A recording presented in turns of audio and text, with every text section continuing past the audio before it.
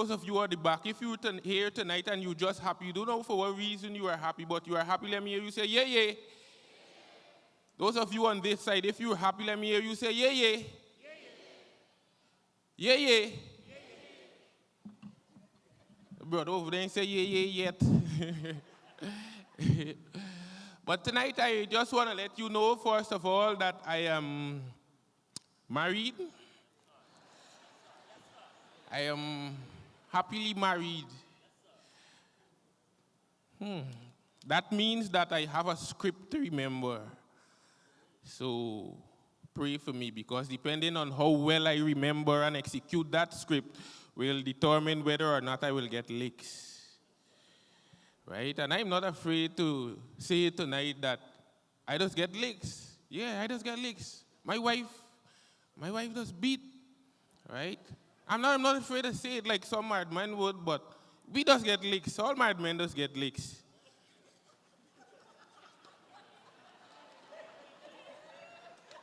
Now for truth, all married men just get licks. Now let me tell you something. I know an elder from our church who does get bad licks. And as a result of him getting bad licks, as a direct result, he now has about 8 children. Yeah. So I'm not afraid to say he does get licks. Direct to use get licks. All of we just get licks. Right? And the funny thing is that we don't get licks when we behave bad. We get licks when we behave ourselves. You know? That's why most married men just behave themselves. Eh, Pastor? Is your pastor behaving himself? You know? Pastor well behaved tonight. Pastor straight. Brother Avon, all we just get licks, right? I know people who've married just to get licks, right? As a matter of fact, most married men, the more licks a man gets in his marriage, more happy he will be. And so if you wives want to make your husband happy, licks.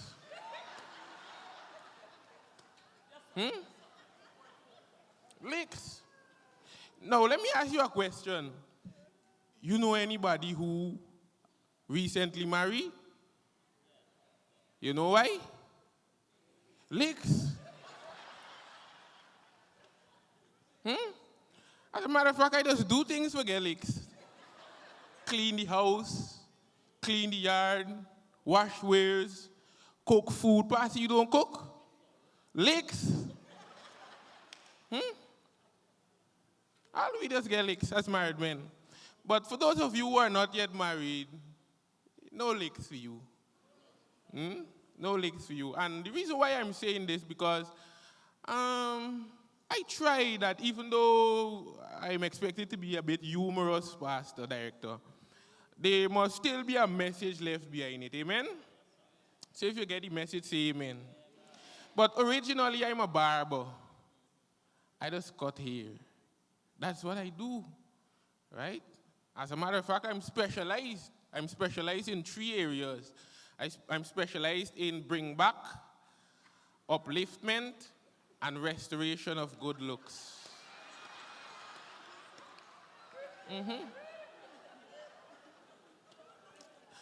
And let me tell you something. Not all men have been gifted with the gift of good looks, elder.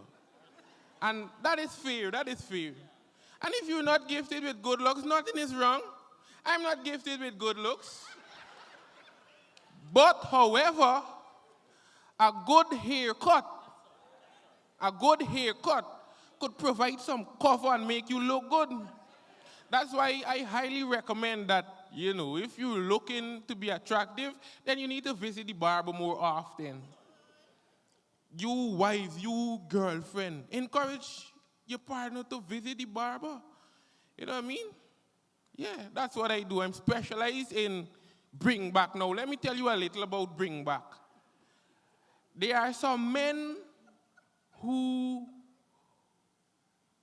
from first sight, elder, you would know that they have not the gift of good looks. But sometimes instead of writing them off, sometimes they need to just make an appointment with the barber. They could be brought back. Yeah, I do that. I know elders who are not attractive, but after coming to the barbershop, I brought them back. That's what I do for a living. Most of my friends are not gifted with good looks. Consider some of my friends. Brother Dexter, Brother Nectar, Devron. You know, we friends, and the reason why we friends is because I'm the barber and they have to be friends with the barber because the barber going to help them to look good. Me, you could be friends. You know what I mean? Were you laughing?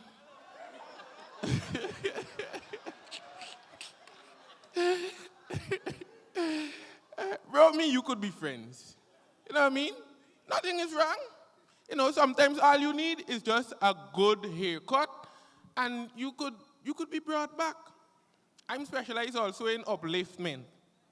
Now, sometimes we write people off because they don't look good, but sometimes all they need is a little upliftment, and a haircut can accomplish that. You know? I'm specialized in facial restoration.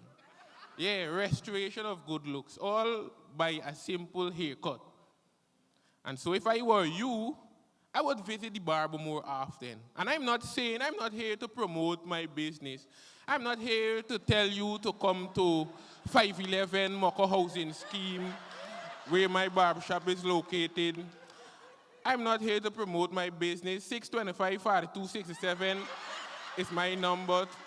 I'm not saying that you can use that number to make an appointment. That's not what I'm here. I'm here simply because I am hoping, right, that even though I'm expected to be a bit humorous, that there's a message that could be left behind. Somebody could benefit, and in this case, the benefits will be mutual. The benefits will be mutual. But being married is such a blessed thing. If you're a married man and you believe that marriage is a blessed thing, let me see you wave your hands. So. Yeah, marriage is a blessed thing. I believe all men should aspire to get married. Yeah, I personally believe that. Marriage is a blessed thing. However, I believe that men should be prepared for marriage in a particular area that maybe we don't focus on so much. Right? I believe that men should be prepared for marriage in the area of answering questions. Yeah, like men should be taught how to answer questions before they get married, because it's coming. It's coming. All women answer questions. Women's feelings, their emotions, their wants, their needs comes in the form of a question. All married men should know this by now. Now, I know this because I've been married for about 14 months and a year. 1 year and 14 months I've been married for Pastor. And my wife always find a way to put her wants in a question. And I had to learn this. I was a slow learner in school, but since I'm married, that has changed. I've been learning quick. Like my wife, last night the rain was falling very heavy. And the question came, you feel water dripping on you? Now, I didn't realize at that point that, hey, listen out, she needs something. She needs something, but I didn't realize it at the time. You hear water, you feel water dripping on you. Now, I should have think in that moment that, hey, she feels water dripping on her. So, I said, no. You left the window open? I said, no. She said, you sure you left the window open? Then I realized that, hey, what she's saying in that moment is, bro, get up and go lock the window because water coming in. Yeah, so you taught me taught how to respond to questions as a married man because it's coming. I could remember another time, Pastor, now we live by ourselves. We have a bicycle. And usually when I use the bicycle, I would park it in front. If I have to go out back on the road, I'll park it in front. But if not, I'll park it at the back. So I forget to park the bicycle at night to the back because I wasn't going out back. I went and sleep. I went and lie down and sleep. So my wife asked me, "You left the bicycle in front?" Now, if it's me, you alone living together.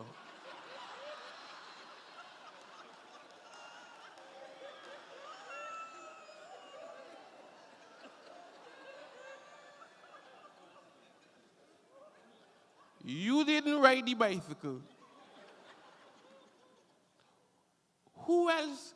Who else? Like, tell me, who else could probably left the bicycle in front? But I just mad man. So you left the bicycle in front? No.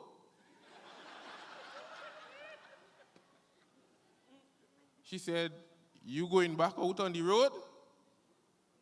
No. The bicycle sleeping in front? I just get up, go, pick up the bicycle, and park it at the back. Because what she was trying to tell me, Pastor, go and park the bicycle at the back. But it comes in the form of a question. So that's why I believe that all married men should be prepared for answering questions. You know what I mean?